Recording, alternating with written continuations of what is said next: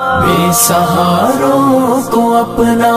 بنا لیجئے، سایہ عافیت میں بسا لیجئے۔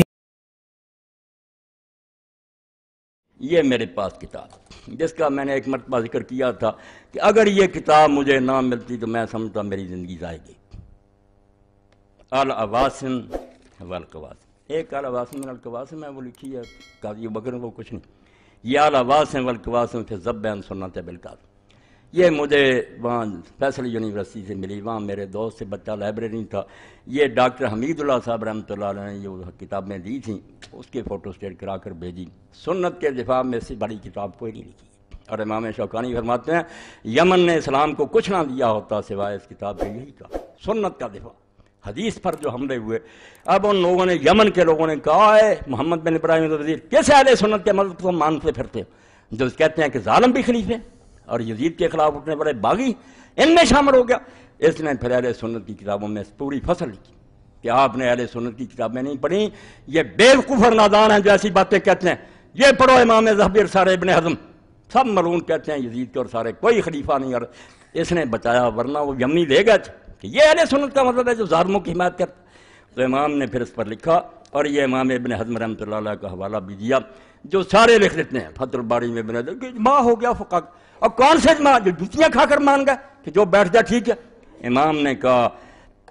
امام ابن حزم فرماتے ہیں ورایت لبعض من نسب نفسه للامامۃ والکلام فی الدین فسور ذکر فی الاجماع، 76 صفحہ اور جلد ہے اس کی 8۔ امام ابن حزم آپ دیکھیں یہ نسلاً اموی ہیں، بنو امیہ سے، مگر عالم ہے، ظاہری ہے، کتاب و سنت کا دیوانہ تھا، المحلہ لکھی۔ وہ کہتے ہیں میں نے ایک شخص کو دیکھا جو اپنے آپ کو دین کا عالم کہتا ہے اور کتابیں لکھتا ہے، اس نے ایک کتاب لکھی ہے جس میں ذکر کیا اجماع کا کہ اجماع ہو گیا، ساری امت متفق، فاتا فی اب کلام اللہ سکتان ولکان اسلم له فی اخرى، کہتے ہیں اس میں ایسی باتیں اس نے کہیں کہ اگر وہ اس سے خاموش رہتا، نہ لکھتا تو اس کی عاقبت کے لیے اچھا ہوتا۔ اس نے اپنی عاقبت گندی کی وہ سے لے کر ایسی باتیں کی، بل الخرس کان اسلم له، بلکہ وہ گنگا پیدا ہوتا تو اس کے لیے اچھا تھا، ایسی کتاب لکھنے سے وہ گنگا رہتا۔ امام لکھتا ہے جس میں دین کی غیرت تھی، وہ شیخ الحدیث نہیں تھا کہ چندے لو ملوکیتوں سے اور کھاؤ مدرسے چلاؤ اور کہو ملوکیت ٹھیک ہے۔ ملوکیت جو اسلام میں کہ در دین اس ملوکیت حرام اس، اقبال فرماتے ہیں اس نبی کے مانے جس کے دین میں ملوکیت کفر ہے، بندہ ملک بن جائے کہ میں بادشاہ ہوں تو مسکا میں ساتھ دیتے ہو، ظالم بادشاہوں کا پیسے کھاتے ہیں، ان سے فنڈ لیتے ہیں اور مدرسے چلاتے ہیں، ان کی حمایت کرتے ہیں۔ تو فرماتے ہیں اگر وہ گنگا ہوتا اچھا تھا۔ وہ ابن مجاہد البصری المتکلم الطائی للمقرئ، کون ہے وہ؟ ابن مجاہد بصرے کا رہنے والا متکلم، قبیلہ تیس۔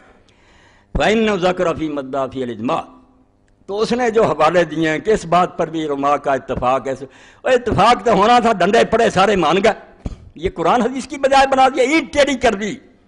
ان مجموعہ لا یخرج الائمۃ الجار، کیا مسئلہ لکھ لیا، توبہ توبہ، دین کو چھری پھیر دی کہ اس پر اجماع ہو گیا امت کا کہ ظالم حاکم جو جی چاہے کریں ان کے خلاف نہیں اٹھنا۔ اس کو ابن حزم کہتے ہیں کاش یہ گنگا ہوتا، نہ کتاب لکھتا، اس کی عاقبت سنور جاتی۔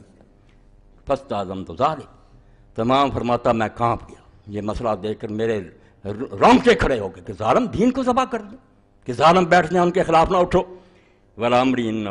لازم ان یکون قادم علم ان مخالف الاجماع کافر، اور اللہ کی قسم اس سے بڑا جرم مجھے یہ نظر آیا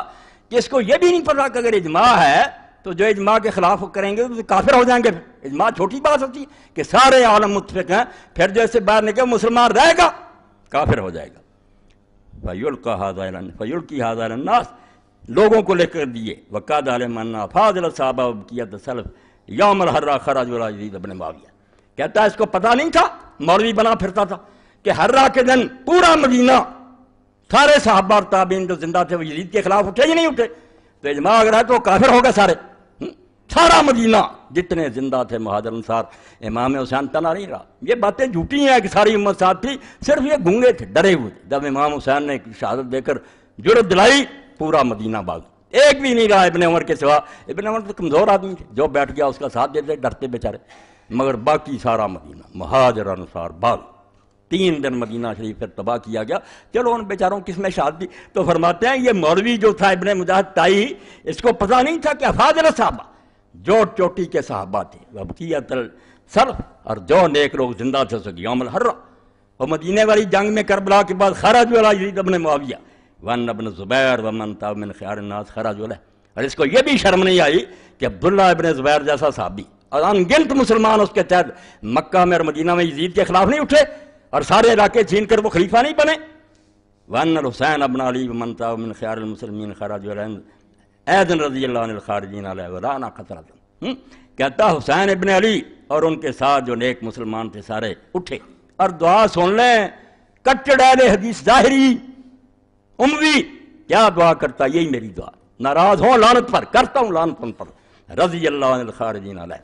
جو یزید کے خلاف اٹھے تھے اللہ ان سے راضی ہو،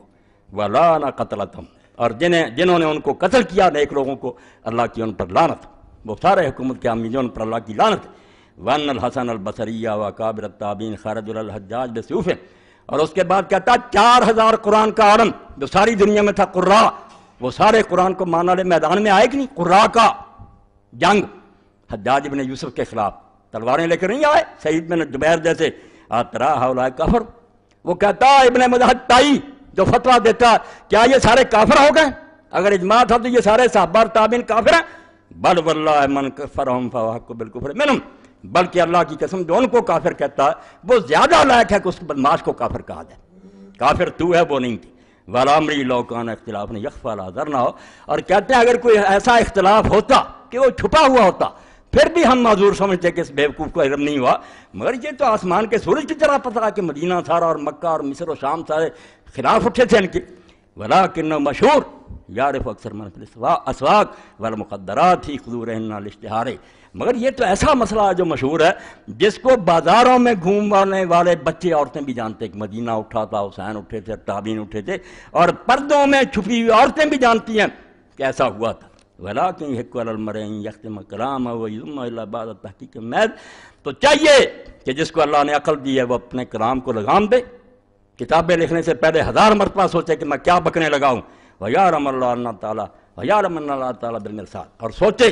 کہ جو میں کہہ رہا ہوں اللہ دیکھ رہا، میں نے اس کا حساب، ناراض ہوئے ہیں، وَأَنَّ كَلَامَ الْمَرْءِ مَحْسُوبٌ مَكْتُوبٌ مَسْئُولٌ عَنْهُ يَوْمَ الْقِيَامَةِ، اور پتہ ہے کہ ایک ایک بات پر تو اسے سوال ہوگا اللہ کے ہاں، مُقَلَّدًا أَجْرَ مَنِ اتَّبَعَ عَلَيْهِ وَوِزْرَهُ، جو تیری بات سن کر اس پر چلیں گے